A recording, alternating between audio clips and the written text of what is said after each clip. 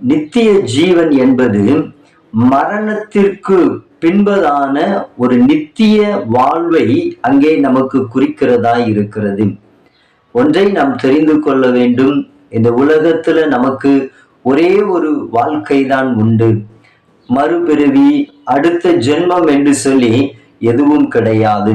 ஒரே ஒரு வாழ்க்கை தான் இந்த பூமியில உண்டு. அந்த மனிதன் மரித்த பின்பு, அவனுடைய மரணத்திற்கு பின்பு அங்கே ஆண்டவரோடு கூட வாழ்கிறதான நித்திய வாழ்வை, நித்திய ஜீவன் என்று அங்கே சொல்லப்பட்டிருக்கிறது.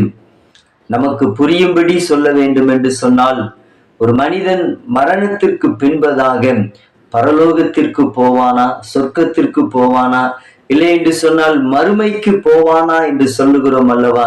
அந்த பரலோகம், சொர்க்கம், நித்திய ஜீவன் என்பது அங்கே குறிக்கிறதா இருக்கிறது. அல்லேலூயா.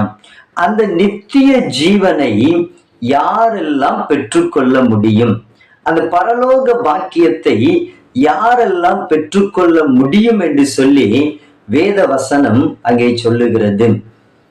ஆண்டவராகிய இயேசு கிறிஸ்துவை ஏற்றுக்கொண்டு அவரை விசுவாசிக்கிறவர்கள், பரிசுத்தமாய் வாழ்கிறவர்கள் அந்த நித்திய ஜீவனை பெற்றுக்கொள்ள முடியும் என்று வேத வசனத்துல நாம் பார்க்கிறோம். ஆண்டவராகிய இயேசு கிறிஸ்து தேவன், அவர்தான் ஒரே தெய்வம், அவர்தான் இரட்சகர், அவர்தான் கடவுள் என்று இயேசு கிறிஸ்துவை நாம் ஏற்றுக்கொள்ள வேண்டும்.